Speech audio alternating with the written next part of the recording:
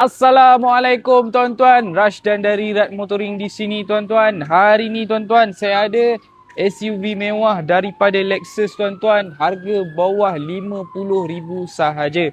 Okey, tuan-tuan, yang ini adalah Lexus RX 270 2.7 tahun 2011 tuan-tuan. Dulu kereta ni keluar harga dia RM200,000, RM300,000 tak lari tuan-tuan.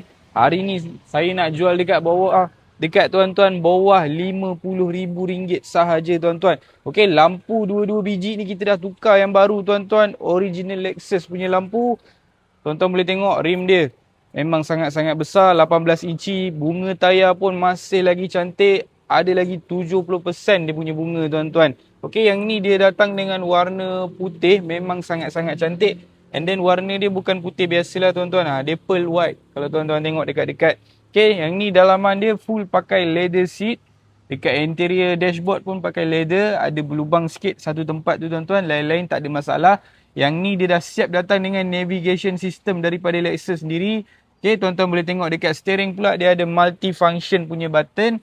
Mileage pula baru 279,000 sahaja tuan-tuan. Kereta ni dari segi engine, gearbox dan suspension masih lagi elok. Condition masih lagi cantik. Tip top. Kereta berjalan, bukan kereta rosak, bukan kereta banjir, bukan kereta aksiden tuan-tuan. Tuan-tuan tak percaya boleh terus cek nombor plate. Boleh terus cek sejarah kereta ni.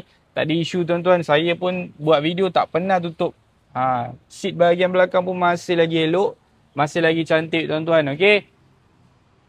Yang ini tuan-tuan nak bawa jalan jauh pun tak ada isu, tak ada masalah tuan-tuan kereta ni. And then yang part yang paling best dekat belakang ni dah siap datang dengan power boot sekali lah tuan-tuan. Okay. Yang ni dah siap sekali datang dengan power boot. Kereta ni memang nampak mewah lah tuan-tuan. Dengan boot dia yang sangat-sangat luas. Yang ni road tax 2.7 tak ada mahal sangat lah tuan-tuan. Bawah 2,000 lah. Tak silap saya. Ni dia punya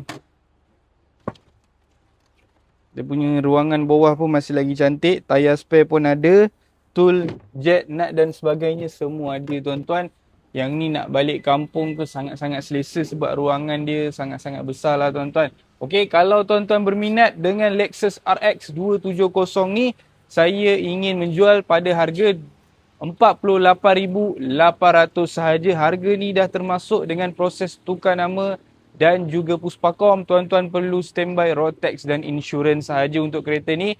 Kalau tuan-tuan berminat untuk datang tengok dan test drive, boleh terus Rad Motoring Selayang tuan-tuan. Terus akan sampai depan showroom saya. Saya